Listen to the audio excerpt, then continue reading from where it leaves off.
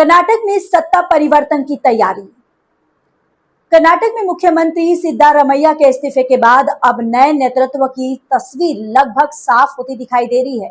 Deputy CM DK Shivkumar ने राज्यपाल से मुलाकात की और आज होने वाली कांग्रेस विधायक दल की बैठक में उन्हें नेता चुना जा सकता है।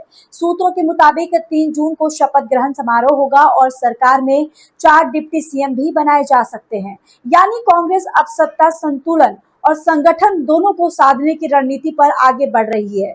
अब सबकी नजर आधिकारिक घोषणा और नई कैबिनेट पर टिकी हुई है।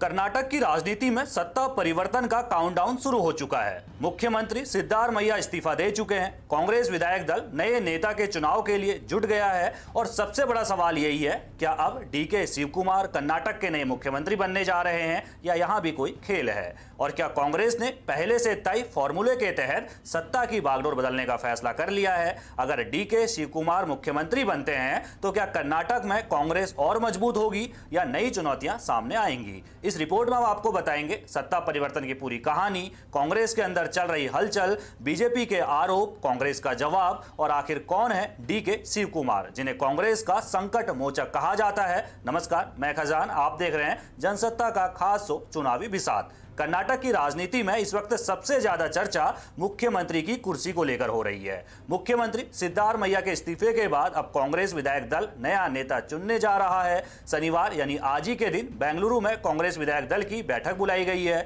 और माना जा रहा है कि इसी बैठक में नए नेता के नाम पर अंतिम मोहर लग सकती है। राजनीतिक गलियारों में सबसे ज्यादा चर्चा उप मुख्यमंत्री डीके शिवकुमार के नाम की हो रही है। माना जा रहा है कि कांग्रेस हाईकमान ने नेतृत्व परिवर्तन की प्रक्रिया को लगभग अंतिम रूप दे दिया है। दरअसल पिछले कुछ दिनों से दिल्ली में कांग्रेस नेतृत्व सिद्धारमैया और डीके शिवकुमार के बीच लगातार बैठकों का दौर चल रहा था। इन बैठकों में सिर्फ मुख्यमंत्री बदलने की चर्चा ही नहीं थी, बल्कि नई सरकार की पूरी रूपरेखा पर भी मंथन किया गया। सूत्रों के मुताबिक कांग्रेस सामाजिक और क्षेत्रीय संतुलन साधने की कोशिश में लगा हुआ है। इसी वजह से नई सरकार में 4 उप मुख्यमंत्री बनाए जाने की चर्चाएं चल रही हैं। इसके साथ ही सिद्धारमैया के बेटे यतीन्द्र सिद्धारमैया को भी मंत्रिमंडल में जगह मिलने की संभावनाएं जताई जा रही है। अब जरा घटनाक्रम समझिए। शुक्रवार को राज्यपाल थावरचंद गहलोत ने सिद्धारमैया का इस्तीफा स्वीकार कर लिया और पूरी मंत्रिपरिषद को भंग कर दिया। हालांकि नई व्यवस्था बनने तक सिद्धारमैया को कार्यवाहक मुख्यमंत्री के तौर पर काम जारी रखने को कहा गया है। यानी फिलहाल सत्ता परिवर्तन की प्रक्रिया चल रही है और कांग्रेस किसी भी तरह की जल्दबाजी से बचना चाहती है। इसी बीच एक और तस्वीर काफी चर्चा में रही। मुख्यमंत्री पद छोड़ने के बाद सिद्धारमैया दिल्ली पहुंचे और राहुल गांधी से मुलाकात की। उनके साथ उनके बेटे यतीन्द्र भी मौजूद थे। बताया जा रहा है कि इस मुलाकात में भविष्य की राजनीतिक भूमिका और नए मंत्रिमंडल को लेकर चर्चा हुई।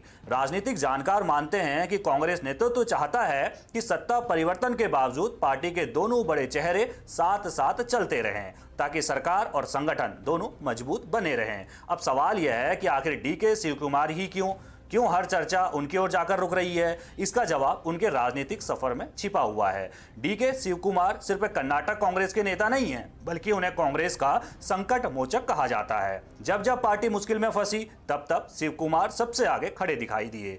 चाहे सरकार बचाने की चुनौती हो, बागी विधायकों को संभालने की जिम्मेदारी हो या चुनावी रणनीति तैयार करनी हो, कांग्रेस हाईकमान ने अक्सर उन्हीं पर भरोसा जताया है। बीजेपी इस पूरे घटनाक्रम पर कांग्रेस को घेरने में जुट गई है। बीजेपी नेताओं का कहना है कि कांग्रेस ने सत्ता के लिए कर्नाटक की राजनीति को अस्थिर बना दिया है। बीजेपी का आरोप है मुख्यमंत्री बदलने और कई डिप्टी सीएम बनाने की चर्चा बताती है कि कांग्रेस के भीतर सब कुछ ठीक नहीं है।